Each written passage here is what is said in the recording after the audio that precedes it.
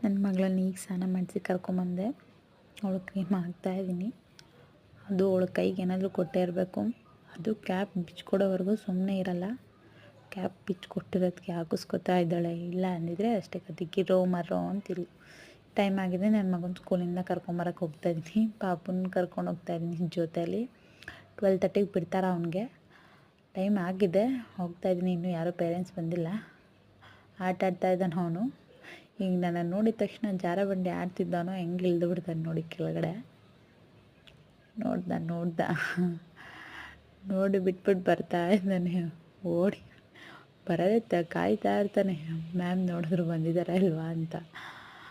ಬರ್ತಾಯಿದ್ದಾನೆ. Gate open ಮಾಡಿದ ತಕ್ಷಣವೇ ಅಮ್ಮ ಆಪಲ್ ತಿನ್ಕೊಂಬಂದೆಮ್ಮ ಅಂತ ಮ್ಯಾಮ್ ಮುಂದೆ ಹೇಳ್ಬಿಡ್ಬೇಕು ಅವನು. ಒಟ್ಟಿನಲ್ಲಿ ಬಾಕ್ಸ್ ಓಪನ್ ಮಾಡಿ ತೋರಿಸ್ಬಿಡ್ತಾನೆ ಒಂದೊಂದ್ಸಲಿ. ಈಗ ಅಮ್ಮ ತಿನ್ಕೊಂಬಂದೆ ಅಂತ ಹೇಳ್ತಾ ಇದ್ದಾನೆ.